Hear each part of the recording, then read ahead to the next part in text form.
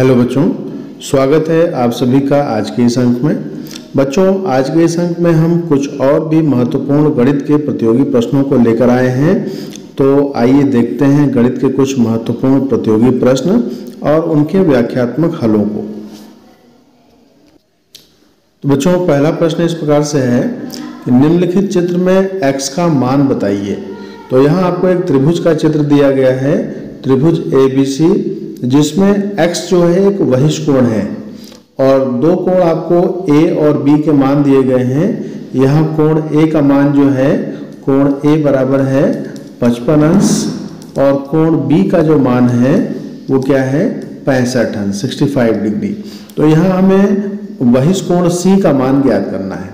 बच्चों, त्रिभुज में एक प्रमेय होता है, किसी भी त्रिभुज का बहिष्कोण सम्मुख अंतः कोणों के योगफल के बराबर होता है। तो यहाँ पर जो x का मान आएगा वो कोण A और कोण B के योगफल के बराबर आएगा, यानी कि 55 अंश प्लस 65 अंश। तो यहाँ पर आपको मिल जाएगा 120 अंश। तो x का मान क्या हो गया, 120 अंश, और यही आपका अभीष्ट उत्तर होगा। तो बच्चों, दूसरा प्रश्न जो है इस प्रकार से है, तीन बिंदु A, B तथा C एक वृत्त पर स्थित हैं। बिंदु O वृत्त का केंद्र है। यदि कोण ABC बराबर 100 अंश हो तो कोण AOC का मान ज्ञात कीजिए। तो यहाँ बच्चों चित्र में आपको कोण ABC दिया गया है, इसका मान है 100 डिग्री यानी कि 100 अंश, और इस कोण AOC का मान आपको ज्ञात करना है। तो यहाँ बच्चों वृत्त से संबंधित एक प्रमेय है कि वृत्तखंड द्वारा वृत्त के शेष भाग पर बना कोण वृत्त के केंद्र पर बने कोण का आधा होता है, यानी कि वृत्त के केंद्र पर बना कोण जो होगा वो क्या होगा, 2 गुना होगा। तो बच्चों यहाँ जो दीर्घ वृत्तखंड है इसके द्वारा शेष भाग पर जो कोण बनाया गया है वो कोण ABC है, और इसके केंद्र पर जो कोण बनाया गया है वो वृहत कोण AOC है। तो वृहत कोण AOC जो होगा वो कितना हो जाएगा, वृहत कोण AOC बराबर हो जाएगा 2 टाइम्स कोण ABC, यानी कोण ABC का 2 गुना। तो कोण ABC आपको कितना दिया है, 100 अंश का दिया गया है। तो वृहत कोण AOC जो हो जाएगा वो 200 अंश का हो जाएगा। और हमें ज्ञात क्या करना है, ये वाला कोण ज्ञात करना है। और आप जानते हैं किसी भी बिंदु पर बने सभी कोणों का योगफल 360 अंश होता है। तो इस कोण का जो मान होगा, कोण AOC का जो मान होगा वो 360 में से वृहत कोण AOC को घटाने पर प्राप्त होगा। तो यहाँ कोण जो है, कोण AOC कितना हो जाएगा, 360 अंश माइनस 200 अंश, यानी कि 160 अंश का ये कोण आपको प्राप्त हो जाएगा, और यही आपका अभीष्ट उत्तर होगा। बच्चों, अगला प्रश्न है, 10.5 मीटर लंबे तथा 3 मीटर चौड़े कमरे में 1.5 मीटर भुजा के वर्गाकार आकार की कम से कम कितनी टाइलें लग सकती हैं। तो यहाँ जो प्रश्न है इसमें एक कमरा है जिसके फर्श पर आपको टाइलें बिछानी है और कमरे की लंबाई और चौड़ाई दी गई है। तो सबसे पहले हम क्या करेंगे, कमरे के फर्श का क्षेत्रफल ज्ञात कर लेंगे। तो फर्श का क्षेत्रफल,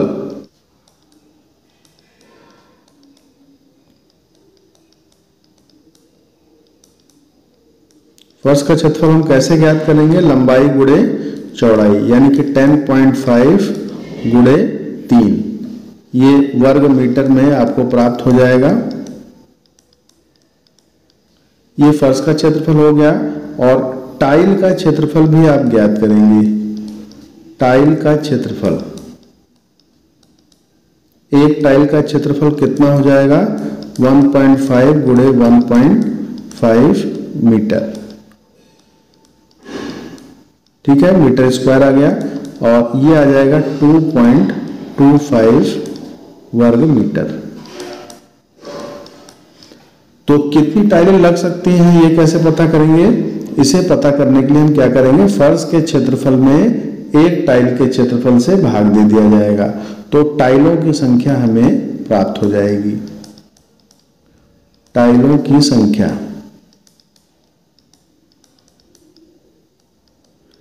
ये हो जाएगी 10.5 गुणे 3 बटे 2.25 और इसे हमें सरल कर लेना है। तो सरल करने पर अंश में आपको मिलेगा 31.5 और बटे 2.25 और 31.5 में 2.25 से भाग देने पर ये आपको 14 टाइलों की संख्या प्राप्त हो जाएगी। तो कितनी टाइलें लग पाएंगी?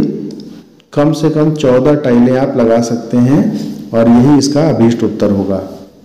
अगला प्रश्न बच्चों, एक वलय जिसकी बाहरी व आंतरिक त्रिज्या क्रमशः 20 सेंटीमीटर तथा 15 सेंटीमीटर है, तो वलय का क्षेत्रफल ज्ञात कीजिए। तो वलय क्या होता है? एक छल्ले के आकार का होता है। इस तरीके का वलय है और इसकी बाहरी और आंतरिक त्रिज्याएं दी गई हैं। ये त्रिज्या जो होगी आंतरिक होगी और ये त्रिज्या बाहरी होगी। तो यदि हम जो बाहरी त्रिज्या है इसको कैपिटल आर मान लेते हैं जो कि 20 सेंटीमीटर दी गई है और आंतरिक त्रिज्या को हम स्मॉल आर मान लेते हैं जो कि 15 सेंटीमीटर आपको प्रश्न में दी गई है और हमें ज्ञात क्या करना है? वलय का क्षेत्रफल। तो वलय का क्षेत्रफल बराबर क्या हो जाएगा? Pi R square minus R square. यहां पर मान रख दिया जाएगा। पाई का मान आप 22/7 रख सकते हैं। कैपिटल आर क्या है? 20, स्मॉल आर क्या है? 15 का। तो यहाँ वर्ग करके घटा भी सकते हैं या फिर सर्वसमीका a square minus B square का प्रयोग भी कर सकते हैं। तो ये 22/7 और सर्वसमीका का प्रयोग करेंगे तो 20 और 15 35 और दूसरे क्वेश्चन क्या करते हैं? हम घटाते हैं। तो 20 माइनस 15 5। अब इसे सरल कर लें। 7×5 35 और यहाँ आपको प्राप्त हो गया 22 गुणे 5×5 25 और गुणा करने पर आपको प्राप्त हो जाएगा 550 स्क्वायर सेंटीमीटर, वर्ग सेंटीमीटर। यही जो हो गया बच्चों, ये वलय का क्षेत्रफल आपको प्राप्त हो गया। अगला प्रश्न बच्चों, यदि a plus B plus C बराबर 0 हो तो a स्क्वायर बटे B C plus B square बटे ए सी गुणे सी स्क्वायर बटे ए बी का मान क्या होगा? तो यहाँ पर दिया गया है a plus B plus C बराबर 0 और ज्ञात क्या करना है? a स्क्वायर बटे B C plus B square बटे ए सी और प्लस सी स्क्वायर बटे ए बी का मान आपको ज्ञात करना है। तो यहाँ से अगर हम इन तीनों का लघुत्तम समापत लें तो ये हो जाएगा a गुणे बी गुणे सी और ए बी सी में यदि हम बी सी से भाग देंगे तो क्या बचेगा? a, यानी यहाँ अंश में हमें a से गुणा करना होगा। तो a स्क्वायर गुणे a करने पर क्या प्राप्त होगा? a cube. ऐसे ही दूसरे पद में ए बी सी बटे ए सी करने पर b प्राप्त होगा और b स्क्वायर का गुणा b से करेंगे तो b क्यूब मिलेगा और तीसरे पद में ए बी सी में ए बी का भाग देने पर c प्राप्त होगा और c का गुणा जब हम c स्क्वायर में करेंगे तो यहाँ हमें c क्यूब प्राप्त हो जाएगा। तो इस प्रकार से हमारा जो व्यंजक है वो हो गया a cube plus B cube plus c cube upon A B C. और बच्चों हम जानते हैं कि a cube plus B cube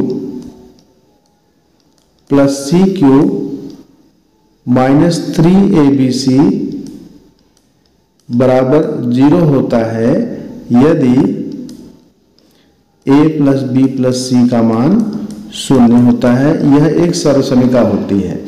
ठीक है, तो यहां से a cube plus B cube plus C cube बराबर हमें प्राप्त हो जाएगा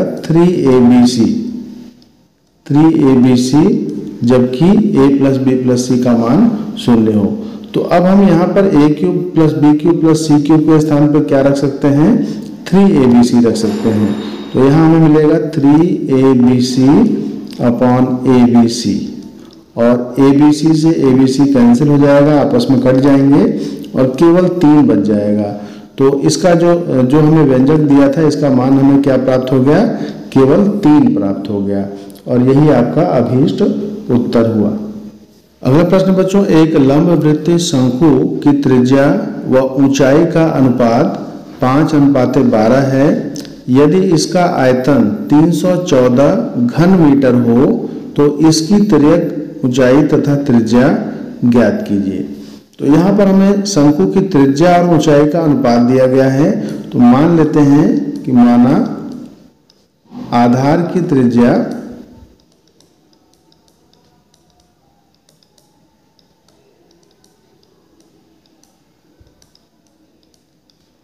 बराबर, इसी अनुपात में हम मानेंगे 5x मान लेते हैं और ऊंचाई को क्या मान लेंगे, अनुपात में ही ऊंचाई बराबर 12x मान लेंगे, क्योंकि त्रिज्या और ऊंचाई में 5 और 12 का अनुपात दिया गया है। तो हम त्रिज्या को 5x और ऊंचाई को 12x मान लेते हैं। अब इसका आयतन, शंकु का जो आयतन है ये हम कैसे ज्ञात करते हैं, इसका सूत्र होता है 1/3 पाई r स्क्वायर h, जहां r क्या है, आधार की त्रिज्या और h होती है ऊंचाई। तो यहाँ बच्चों आयतन हमें 314 घन मीटर दिया गया है और 1/3 पाई का मान हम यहाँ पर 3.14 ले लेंगे गुणे r का मान क्या है 5x है, तो 5x का होल स्क्वायर हो जाएगा और h हमारा है 12x। यहाँ पाई का मान 3.414 लेने का जो मकसद है ये है कि आपको बाएं पक्ष में 314 मिल रहा है। तो 314 में जब हम 3.14 से भाग देंगे तो ये इसका 100 गुना होता है, तो हल करना आसान हो जाएगा। अब सारी चीज़ों को पक्षांतर कर लें, 314/3.14 और ये गुणे 3 हो जाएगा और दाहिने पक्ष में आपको 25x² इंटू 12x प्राप्त होगा।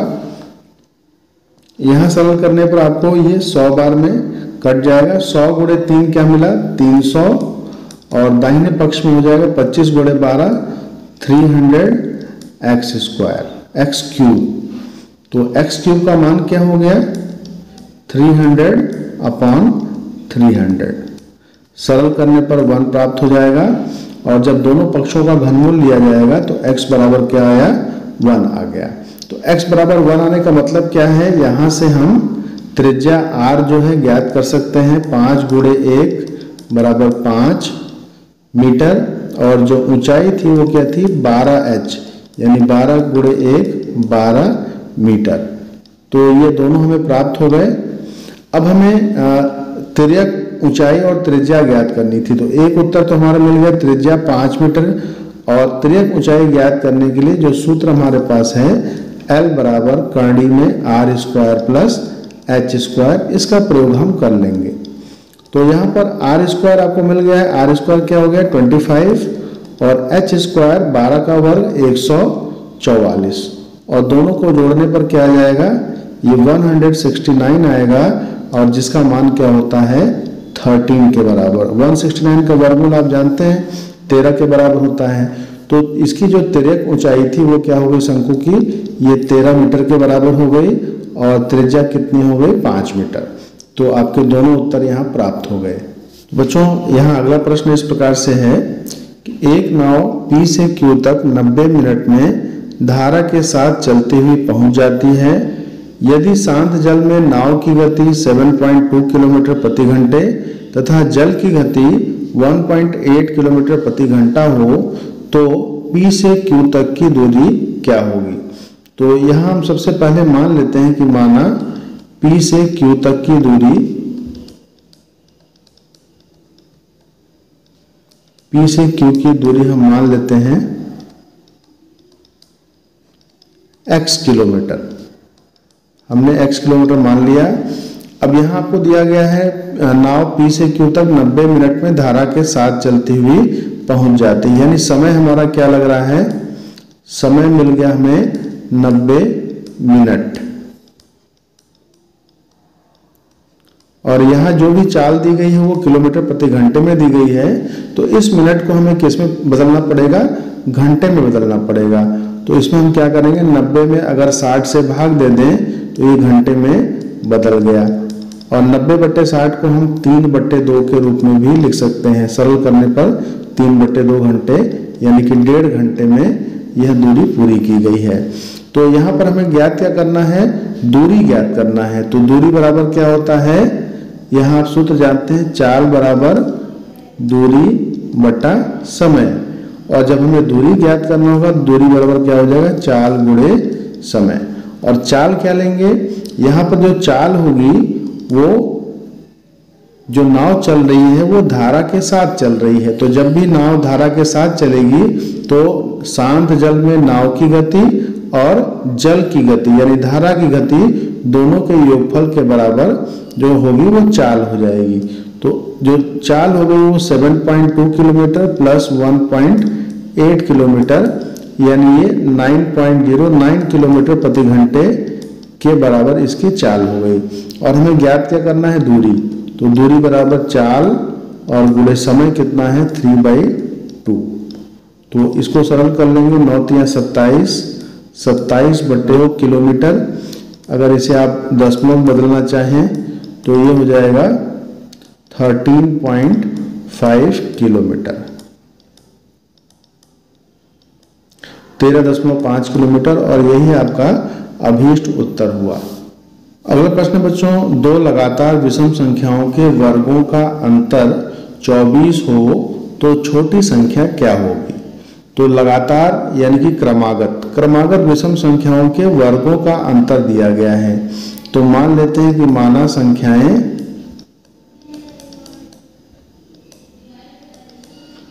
संख्याएं, पहली संख्या को हम क्या मान लें, x मान लें, और दूसरी संख्या को हम क्या मानेंगे, x+2 मान लेंगे। बच्चों x+2 क्यों माना गया है, इसे हम थोड़ा सा व्याख्या ऐसी कर दें कि ये संख्याएं जो है विषम संख्याएं हैं और क्रमागत विषम संख्याएं हैं। तो हर विषम संख्या के बाद जो अगली विषम संख्या प्राप्त होती है उसमें 2 का अंतर होता है। जैसे आप 1 और 3 को देख लें, 1 और 3 में 2 का अंतर है, फिर 5 और 3 में 2 का अंतर है, 5 और 7 में 2 का अंतर है। इस प्रकार से हर क्रमागत विषम संख्या में 2-2 का अंतर होता है। इसीलिए पहली संख्या को यदि हम x मानते हैं तो दूसरी संख्या को हमें 2 अधिक लेना होगा। तो अब यहाँ जो प्रश्न में दिया गया है वो क्या है कि इन 2 क्रमागत संख्याओं के वर्गों का अंतर 24 है। यानी कि हमें क्या दिया गया है, बड़ी संख्या का वर्ग माइनस छोटी संख्या का वर्ग बराबर 24। तो यहाँ से एक समीकरण हमें प्राप्त हो गया। अब इसे हम सरल कर लें। यहाँ आप देख रहे हैं कि ये जो है a² - b² सरल समीकरण के रूप में है। तो हम क्या करेंगे, एक कोष्ठक में दोनों का योग ले लेंगे और एक कोष्ठक में दोनों का अंतर, यानी कि x+2 + x, और दूसरे कोष्ठक में हो जाएगा x+2 - x बराबर क्या आएगा, 24। तो इसे सरल कर लेंगे, x+x 2x+2, और इस कोष्ठक में दोनों x कट जाएंगे तो यहाँ क्या होगा, गुणे 2 प्राप्त हो जाएगा बराबर 24। ठीक है, तो अब इस 2 को पक्षांतर करेंगे तो 2x+2 क्या हो गया, ये 24/2 यानी कि 12 के बराबर हो गया। अब इस 2 को भी पक्षांतर कर लें तो 2x बराबर 12 - 2 यानी कि 10। तो 2x जब 10 हो गया तो x कितना हो जाएगा, 10/2 यानी कि 5। तो पहली संख्या हमारी क्या होगी, इसलिए छोटी जो विषम संख्या है वही हमें ज्ञात करनी थी। छोटी संख्या कितनी हो गई, छोटी संख्या हमारी क्या थी, छोटी संख्या x थी और x का ही मान प्राप्त हुआ है 5। अगर हमारा अभिष्ट उत्तर हो गया छोटी विषम संख्या बराबर 5। अगला प्रश्न बच्चों इस प्रकार से है, 300 व्यक्तियों के एक सर्वे में पाया गया कि 30 व्यक्ति क्रिकेट खेलते हैं। एक वृत्त चित्र में इस वर्ग का त्रिज्यखंड कोण कितना होगा, ये हमें बताना है। बच्चों यहाँ कुल व्यक्तियों की संख्या कितनी है, 300 है। कुल व्यक्तियों की संख्या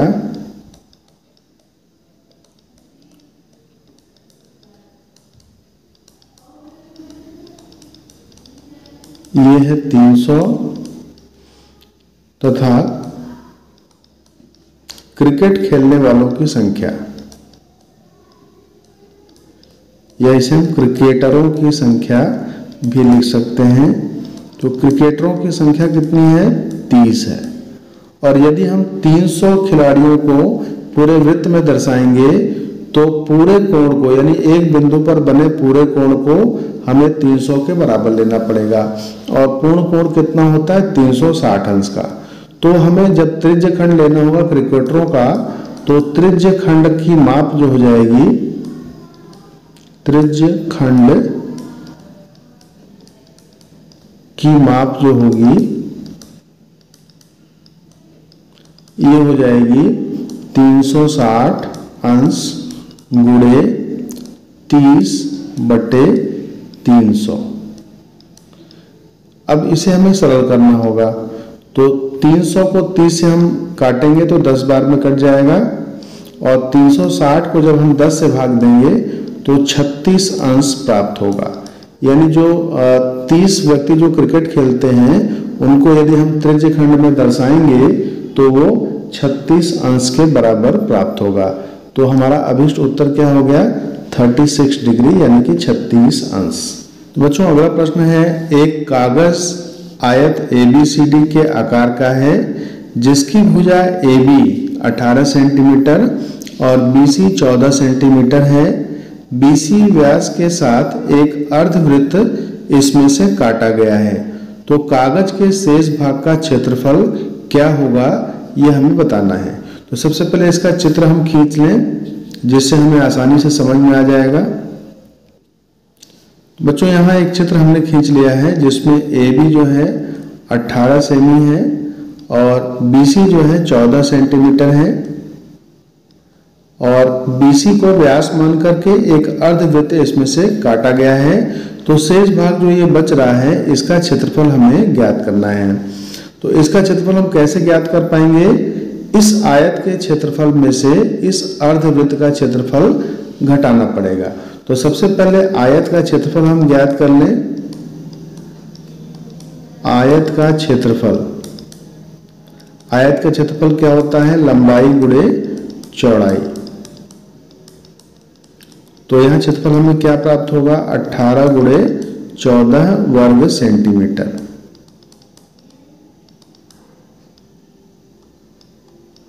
इसके बाद अर्धवृत्त का क्षेत्रफल,